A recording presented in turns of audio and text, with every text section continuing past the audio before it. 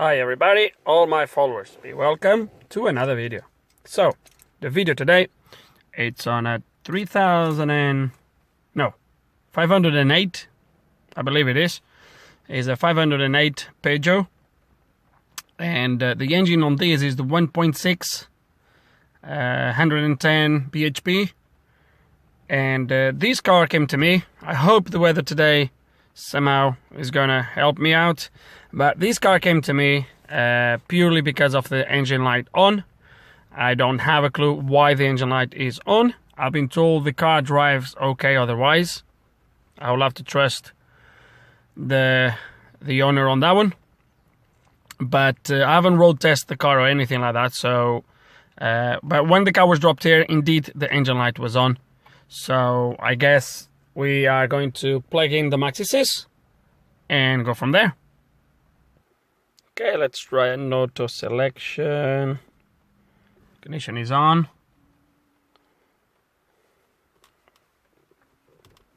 There we go. Okay. So let's gonna see. Actually, let me start the engine just to see if I still have the engine light on. Oops. Gearbox in is in reverse. There we go, straight away. As soon as you start the engine, there he is. My fault. Now, let's gonna see what this means. Sorry guys, I'm a little bit clear. Control unit. Let's go for engine.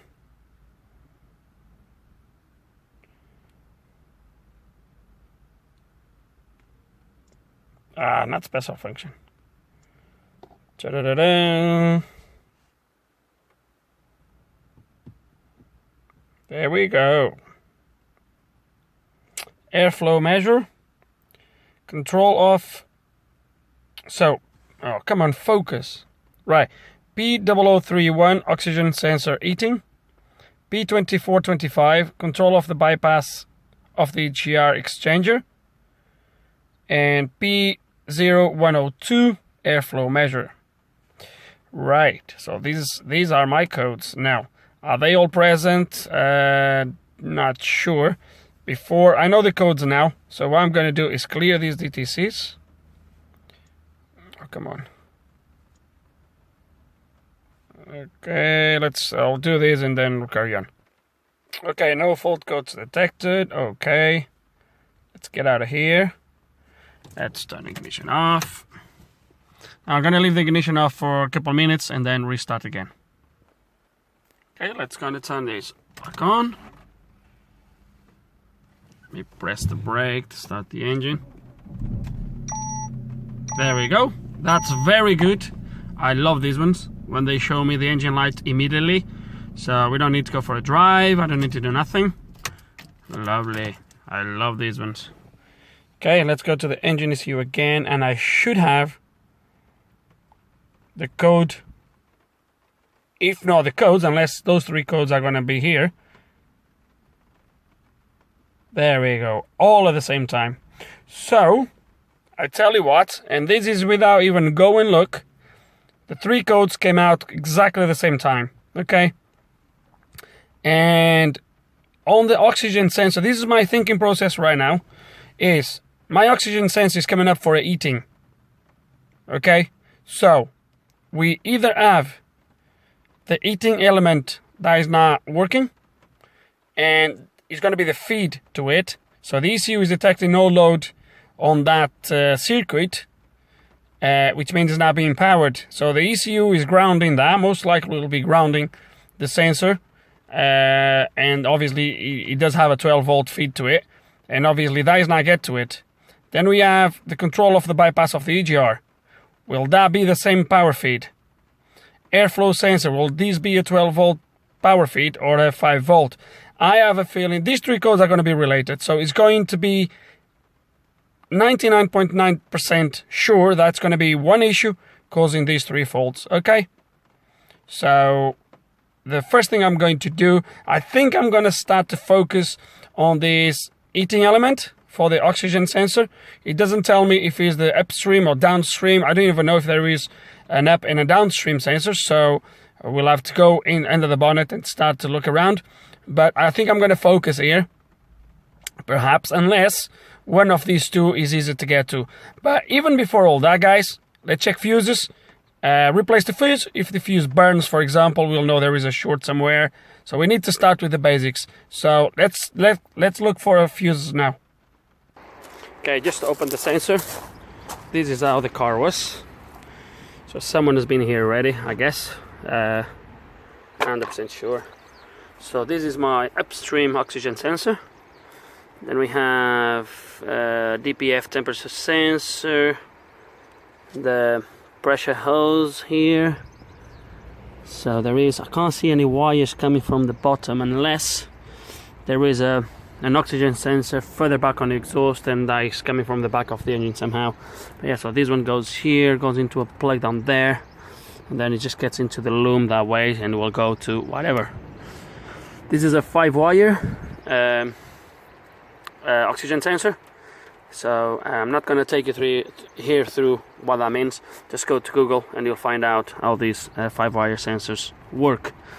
So more. Let's go. Oh, and then pull it out. I think I can. There we go. Pull it back forwards. Okay. Then it comes up with a EGR something, wasn't it? Because that's my throttle body. I think it is. Throttle body. Where is my airflow meter? It's going to be on this side. There is airflow meter. Okay, 4 wires. I think is a good chance here for us to, quite easy to back probe powers and grounds here. I think is a good place. And but before all that, let's going to start to check all these fuses in over there. I don't have the diagrams or anything like that at the moment, so this is not in this place. Look at that. That loom is not clipped where it should be. Don't like these already. But anyway, it's really raining bad. My back is getting wet. But yeah, I'll do this off camera, checking all the fuses, because today is really not helping. Damn it. It's really not helping. And they were forecasting raining for the afternoon, 9 in the morning. Damn it. Okay, let's go and check those fuses and go from there. A little bit of info here and a correction about something. I was just watching what I've recorded while the rain doesn't stop, and I said something wrong about the heating element. So the heating about the oxygen sensor. So the 5 wires oxygen sensor. I know I said for you guys to Google, and I do advise you to, so you'll understand better how they work. But basically, they have 2 power feeds to the heating element. So the heating element reaches temperature way quicker than a single wire. Okay, but that's pretty much the difference. But back in the video, I said most likely the ECU will be grounding the heating element. No, it doesn't. The ground is not through the ECU. The ECU most likely will be actually power feeding so we'll feed 12 volts to the heating element. Okay, most likely that will be the way. Okay, because the ground usually is there is a separate ground for it, but a lot of the times for the heating element, the ground is actually through the body of the oxygen sensor. There's all sort of sensors out there, so this is just a rough explanation. You always need to search down to the individual car what type of heating element is in there, which type of O2 sensor is in there, if it's a wide band, if it's a narrow band, it's all that sort of stuff. But yeah, so I just thought to do that while it doesn't stop raining. But yeah, we need to check those fuses first. Okay guys, and it just stopped raining, and let's go check these fuses now. It's quite interesting. That it's the first one I've seen. Interesting that I have the BSI, the UPC and the ECU all in the same box. That's quite interesting. So let's going to start check these fuses, and I'll get back to you if I find anything. Okay guys, and I found something, but just I didn't realize this cover is from this side, not from this side, so there is actually one cover missing anyway. But let me show you. So all these fuses here are good, and let me try to show you what I found. So first of all, hope you can hear the beep. First fuse gone is this 20 ampere. Okay, and there's another one right here at the back, which is a, which one is 10 amp, I think it is. Which one is?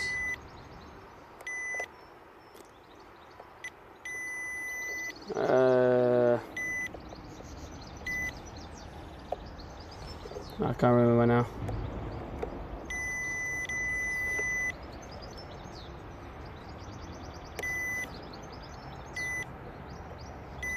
I must have measured wrong. Could swear it was that one that was giving me no continuity. It's giving continuity now. We'll take out anyway, but this one is definitely gone by the looks of it. I can't even see the button. Let me get the pliers to pull it out. Okay, so let's pull it out. And it's definitely gone. I think you can, let me see if I can zoom, you can literally see the burn inside. That's gone. Let me pull that 10 amp. I thought it was gone as well. It's actually good. Interesting. So this fuse is gone. Now I'm going to measure. Where this fuse is going. Let's see if it goes to the airflow meter. Okay, so we have 4 wires on my airflow meter. So ignition is off. So I'm going to figure it out first here. Hope you can still hear the beep. Let me see which one is the actually. Let me see. So I don't know on the fuse. I'm not sure which one is the in and out.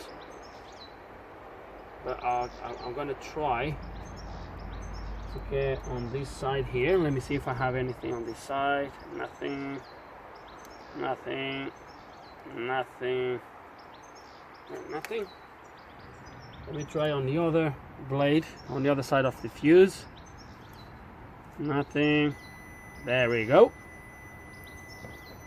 As you can see, 0.6 ohms from this side of the fuse. So I was trying the other side first.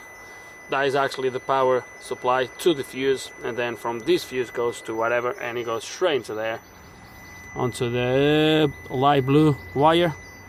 So we now know what is causing our faults, and now I can pretty much guarantee you that if I put another fuse in there, it's going to blow. So we have 3 components of fault, as you have seen, showing faults: airflow meter, heater element, and was something on the AGR. And I think it's fair to say that maybe can be a short on my heating element. Just thinking out loud. So I'm going to unplug the let me think here. I could just try a fuse.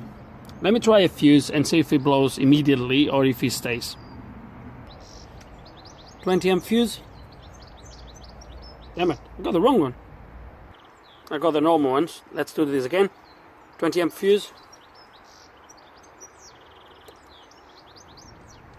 Let's take this out of here. Let's turn ignition on and see. Turn ignition on and see what happens. Okay, I'm just going to turn ignition on. I'm going to leave the phone here so you guys can see what happens to the fuse. I don't know if it's going to blow or not, but let's see.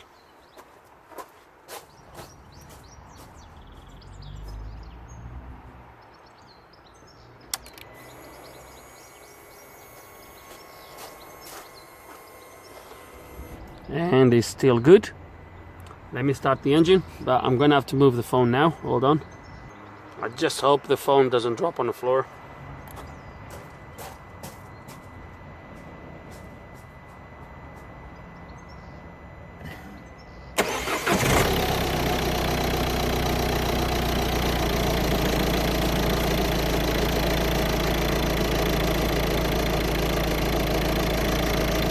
Still good.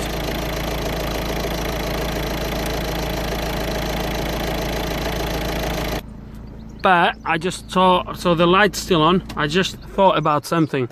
Because as soon as I've started the engine, it came out straight away with the fault. Will the ECU stop powering that circuit because I haven't cleared the fault? Let's try that. Let's clear this fault first. So turbo codes.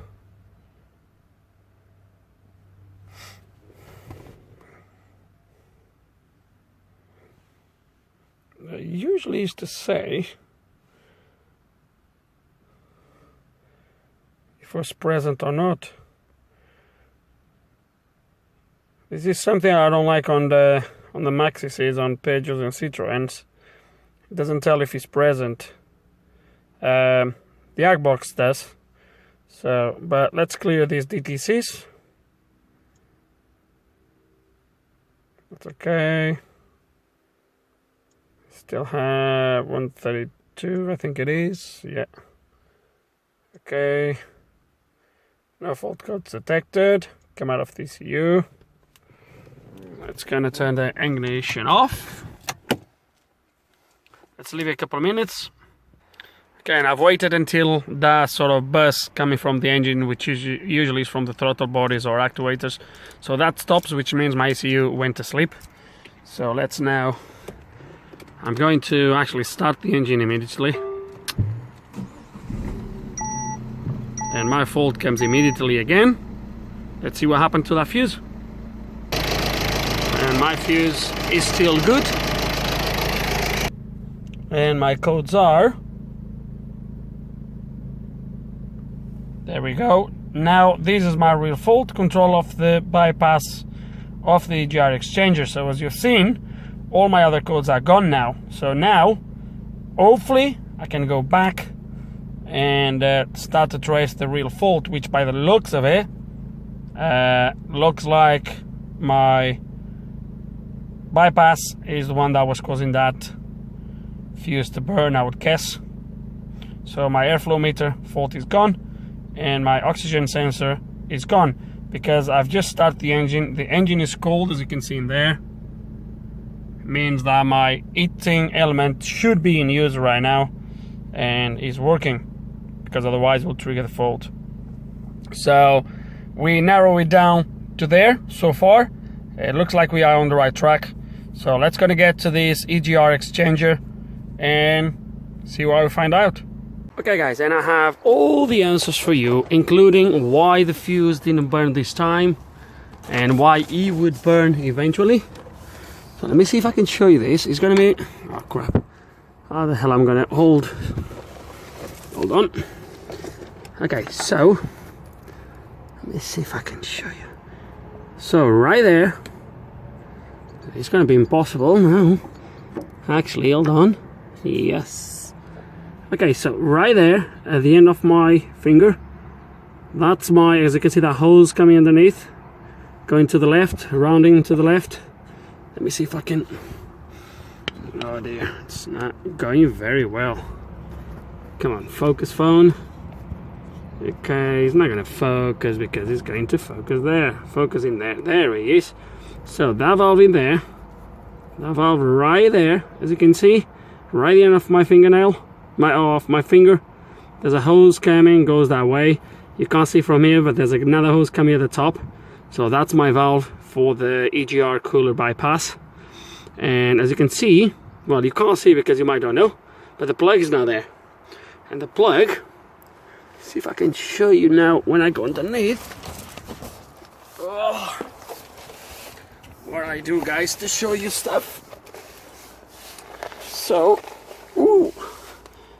So my plug, see if I show you, how the heck I'm going to show you this, is right here. I'm going to move it so you can, I'm going to stretch this down so you can see it. My plug is right there, as you can see. Let me get the torch. Where's the torch? It's right there. Oh crap. Ah. There it is. So it broke from the actually valve and was hanging above the drive shaft, which is just in front of the here. and what was happening was every now and then that would touch the drive shaft, would short the 2 pins, and bang, would burn the fuse. So that's where he was. That's where exactly it is. That's where I found it. Well, I didn't find it there. I found it. Let me put it where it was. It was like these. Nah, I stretched the wire now, but it was somewhere like that when I got here. Okay. So when I pull it down, as I've showed you, so it's broke from the valve. So we're gonna have to take that out somehow, and obviously get a new one. And hopefully that will fix my problem. That's why the fault is not going away, because the wires, the 2 prongs off the plug itself, another plug from that is broke from them. They are just hanging there, and obviously the ECU can't see the signal feedback from well, you can't measure the valve basically. That's why it's faulty all the time, and it's going to be my issue. So I'm not going to take you through the step-by-step how to take these out. It's going to be a Peter, because it's right here at the back of the engine. Don't know why they put it here with so many more accessible places, but they decided to put it back there. So I'm going to do my best to take it off and then get a new one, get it replaced, and that should fix my problem. And I actually think I can fix the valve, guys. I know some of you are going to think just replace the thing, but if there's nothing wrong with it, it's not really worth, because obviously this is from the plug as I've showed you. This is the valve we just removed, and when I put it like that, I can actually, you see, I can actually get the valve back on, and obviously it's not clipped yet, but I think I can get it back to work if the valve is good. Seal all this, should be fine. Something happened in that area, because the oil, there's an oil, it looks like an oil level sensor or something like that, and it's also broken. It's all hanging off, not hanging off, it's still in place, but it's all loose. So it looks like something happened in there, and it pulled all these plugs, and broke this one and the other one as well. But we were having no faults for oil level, so I think that one might still works. What I'm going to do is put 12 volts here, see if the valve works. If it does work, I think I'm going to try to fix it rather than actually replace. So that's going to get 12 volts and ground. There's the valve. That's there. Let's put 12 volts into this, see if he activates. If he does, I think I'm not going to replace this. I think I'm going to leave the same valve, just repair it. Oh yeah, can you hear this? Let me put here close to the microphone.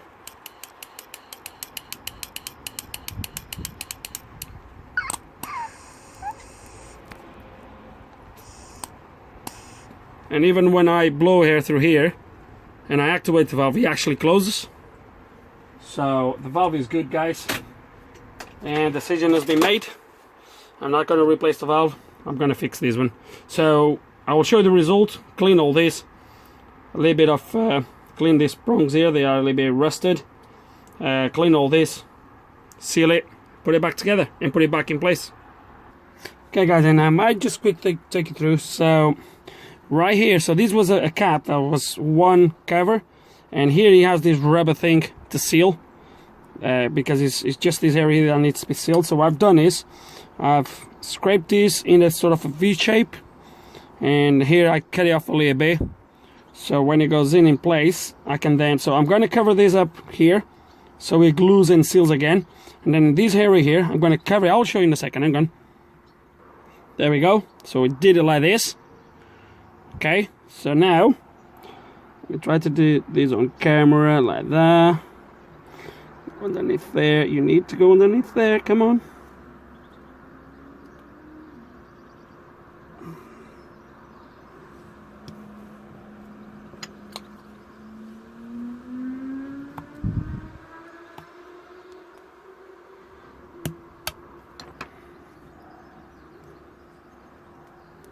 There we go. And now we're gonna glue all these around here. And now, because this was cut on a sort of a V shape, it's gonna create a sort of a channel that I'm gonna fill up with this black sealant, okay. And that, to be honest with you, in that area of the engine, you're not going to see a lot of water around there. Even under normal driving conditions, it's not going to put it all the way around here. It doesn't need, because it's sealed on the other side, but it will help to secure this in place. Make sure it's not going to come off. And I think that's it. We're just going to make it look a little bit better.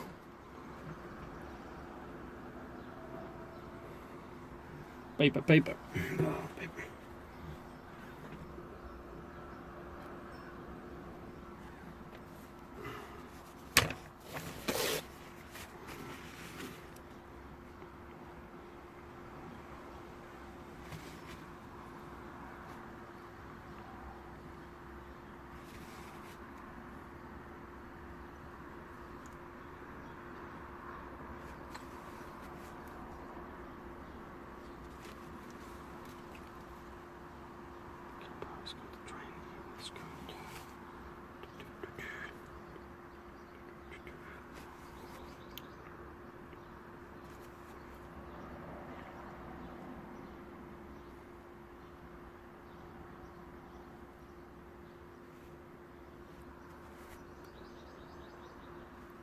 And that's it, and I'm happy with the result.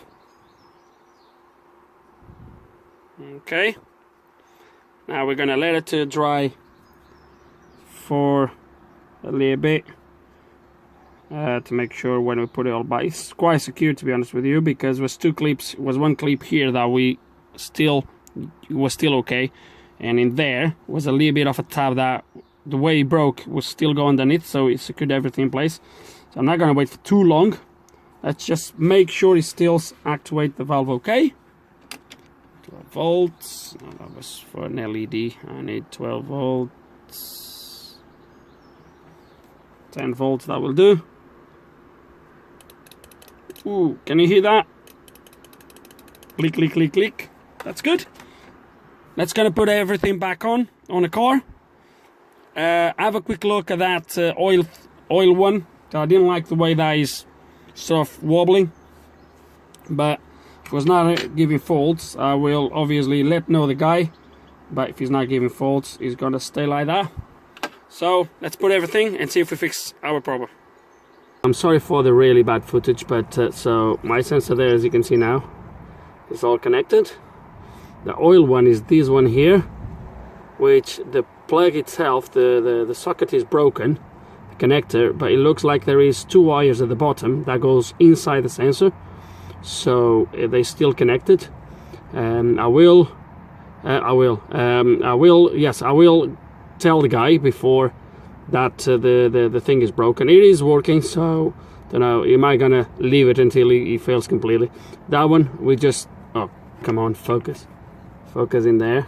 Yep, so that one, as you can see, is all connected, and it looks good. Now we're just gonna temporarily put this in place, drop the car, clear the codes, because I had the engine running with the MAF disconnected and all that stuff, and see if that fixed my problem, but I'm quite confident that it will.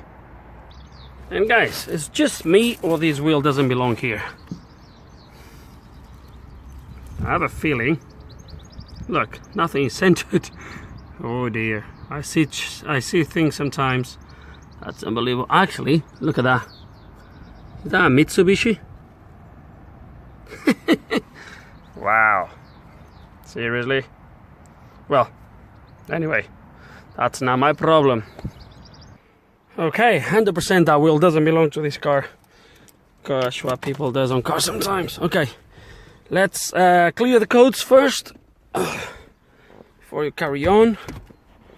Let's clear those codes. The car is in economy mode now, but we should be able to clear the codes.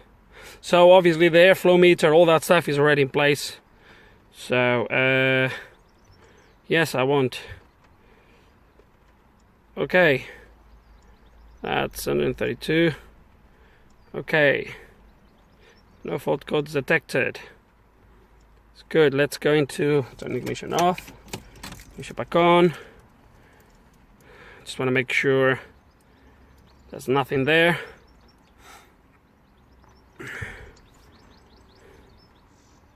Okay, there's no codes. If you guys remember before, as soon as I would start the engine, the codes would come back on. Let's see what happens now. We still have a fault. Okay. This is not very good. Oh dear. Which fault do I have now? It can't be the valve. What? Oh, it's a different code. Oh, it's a different code. P1424. What the heck? This is a different fault. This is definitely a different fault. Okay. Let me see what's going on here. Okay guys, and I think I have nailed it right on time because it just starts to rain really heavy now. So engine is running, no lights, no nothing. As you can see, no codes.